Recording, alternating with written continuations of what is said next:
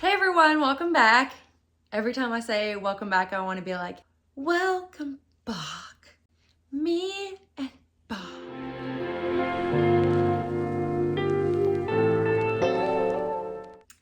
Welcome back to my channel, guys. Thank you for watching the videos that I've been posting this month.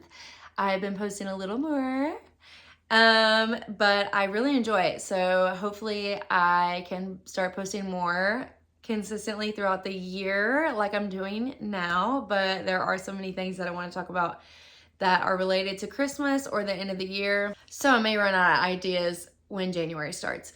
But thank you for watching what I have been posting so far. So today I wanted to do a reading roundup for the year. Now, I know I normally talk about running and fitness and things like that, but I talk about all the things and show all the things that I like. So reading is one of those, and I don't really share a lot about that. I have a little bit in previous vlogs, but I do want to share more about that if y'all are interested. So I wanted to do a little wrap up of everything from this year, 2024. So let's get started. So this is based on the app Storygraph, which is similar to Goodreads. If you use, my earring is gonna keep falling out. These didn't come with backs on them for some reason, and I just didn't feel like putting backs on them. So a lot of these stats are from the app Storygraph, which is similar to Goodreads if you use Goodreads, but this one just has a lot more stats with it, which I like. So I don't really record the accurate time frames that I read these books in on Storygraph.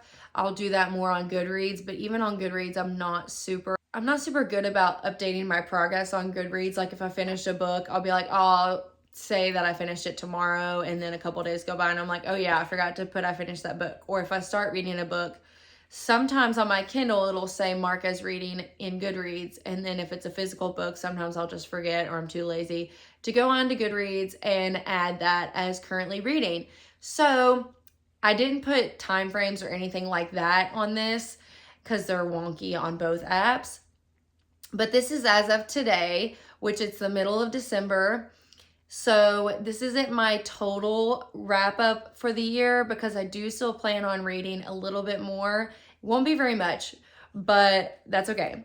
So my goal for 2024 was to read 60 books because I believe last year I read around 55. And normally I'll make my goal for the next year lower than what the actual total was that I read that year. So like if I read 55 one year, I'd probably make it 50 to make sure I could, hit that goal. I was feeling a little confident, I guess, and marked it as 60.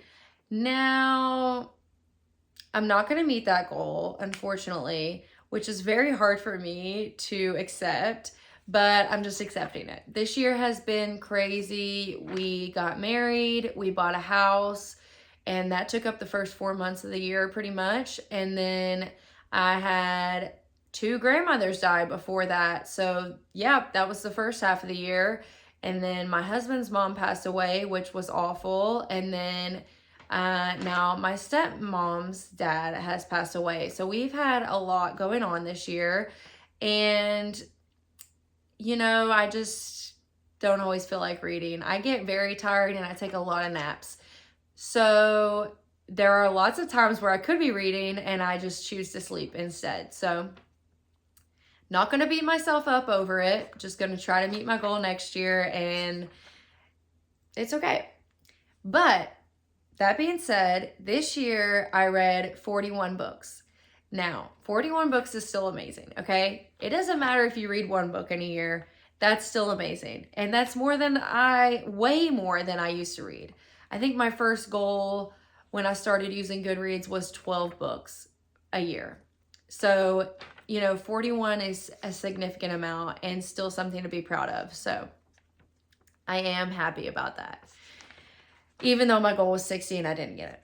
Now I am reading, there's a little series on Amazon on my Kindle that is short stories by romance authors. The first one was by Allie Hazelwood. If you're familiar with her, she wrote The Love Hypothesis. And those are very short. Hers was 73 pages, I believe. I read that this past weekend, finished it last night, and there are, I believe, 4 more of those. So I would like to finish that. So if I finish those, that'll get me at 45 books. So granted, those are short books, and I also read a short series like that in the middle of the year to try to get my number up, and because I was so far behind, and those were short as well. But it's still a book, you know? It's still a book. Okay, so back to the stats. 41 books out of 60. I may get to 45. 34% of those books were less than 300 pages, and 66% of those books were between 300 and 499 pages, which, yeah, I tend to, I feel like a lot of the books that I read are in that 300 to 400 page range. That's typically what I like to stay to. I would prefer less than that, but it seems like most of the books I read are like 350. So yeah, a lot of the books I read are within that 300 to 400 page range.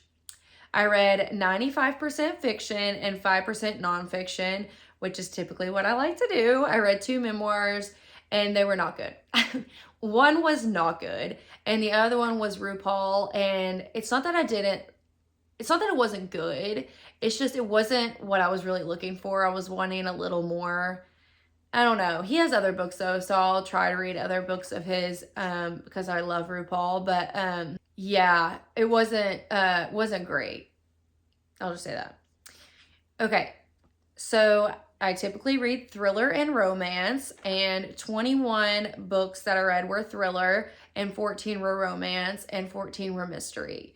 Now, that checks out. I usually read more romance, but this year I have been into more thriller because I just feel like they're easier to read sometimes, and they go quicker for me, as they're just quicker. I just read them quicker. I don't know why, but one of my favorite authors has become Frida McFadden. I read 9 of her books this year.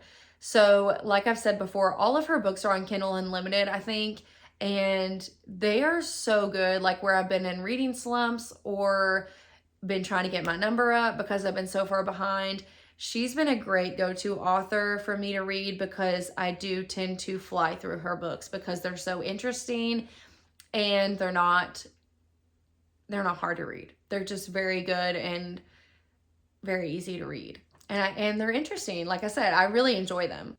And this isn't the first year that I've read Frida McFadden. I don't know how many total that I've read of hers now, but it's probably over 20. Just a few that I read this year: One by One, The Ex, The Teacher, The Boyfriend. All of those were very good. So if you're looking for quick reads to finish out the year or maybe meet your goal, if you're closer to your goal than I was, there goes my earring. If you're closer to your goal than I am, maybe you could read a couple of hers and get that goal before the end of the year. Okay, some of my favorites: Hidden Pictures by Jason Rekulak. Not sure how to say his last name. That was a very good read. Thriller. Only one on my favorites list was not a thriller. Okay. Local Woman Missing by Mary Kubica. This was so good. I'd heard about it for a couple, I don't know when it came out, but I feel like I've heard about it for a while. And one of my friends loves Mary Kubica. So I was like, I need to read that. But she's not on Kindle Unlimited. So somehow I got that on my Kindle. Really loved this book. This was so good. It really lived up to the hype. And then another one by her is She's Not Sorry. I believe that came out this year, and it was very good as well.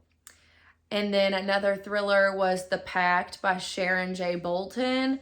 This was very interesting and different, and it was good. It kept my attention the whole time. I really liked it. Then another on my favorites list I wanted to talk about is called The Storyteller by Jodi Picoult. I don't know if that's how you say her name, Picoult. I like her a lot. I hadn't read any of her books for a while, and I just remembered that I had one on my Kindle by her, Started to read it. Didn't know anything about it. Not my best move, because it is about the Holocaust. And once I started reading it, I couldn't stop. But I have a very love-hate relationship with books about the Holocaust because they really stay with me, and it's very hard for me to read. I just get very down, and I just feel like the mood is very dark, obviously, around those kind of books, and they're just very hard for me to read emotionally and mentally. So if you do, I do know a lot of people that love those types of books. If you do, you need to read this book. I don't think it's new. I don't know anything about it, but it was very good. It was very good. Okay. Now, the worst books I read this year. There goes my earring again. One was called More. It was a memoir of somebody's open marriage. This was on Book of the Month, and I thought it would be interesting just to see a different point of view on something like that. I did not like it. I don't know. And I didn't think I liked it, and then I saw the reviews of how people didn't like it, and so it resonated with me too. So I was like, okay, yeah, I really didn't like this book. I only have 2 books on Book of the Month, because you can review your books on Book of the Month as well, and like keep track of how many you've read from there and all that stuff. And I only have 2 on there that I've marked did not like, because I have a real problem with marking books do not like. And I only have 2, and this was one of them. So did not like it.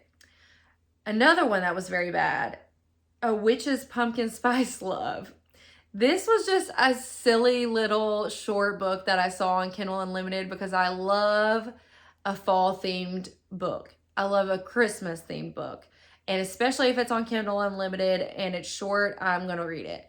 So this one had the cutest little cover, had the cutest little fall vibes, but it was very bad. Very bad. And I'm not someone who critiques books, really. Like, if I enjoyed it, I'll be like, yeah, that was good. I'm not like, that writing was terrible, blah, blah, blah. That's just not me. This was very bad. So don't read that one. Yeah, I read it in like a day because it was like a short little book, and it had fall vibes and all that, but it just wasn't that good. It wasn't like, I wouldn't even call it like a Hallmarky vibe, because I love Hallmark movies, and this was not it. So stay away from that one. Those are the only 2 books that I would say I did not like this year. I'm also the type of person who reads books and immediately forgets what happened in them, so I can't really give you any kind of synopsis on any of these books except the storyteller. But yeah, there's my Christmas clock going off. Okay, now all the stats and reviews and everything aside, for 2025, I think I will make my goal 50 books. Even with being pretty behind schedule by a large margin this year, I was still probably in the year around 43, 45 books. So 50 is definitely doable, especially if I really buckle down and try. I think I kind of gave up toward the last half of the year because I knew I was so far behind on my goal. And when I would go to like think about reading, I was just kind of like, I'm not going to hit my goal anyway. But I did want to read Christmas books, so I'm still like in the mood to read. But yeah, I think I can I know I can hit 50 books in a year. I just need to find books that I want to read and read more instead of scrolling. So maybe I'll do that in 2025. Read more, scroll less.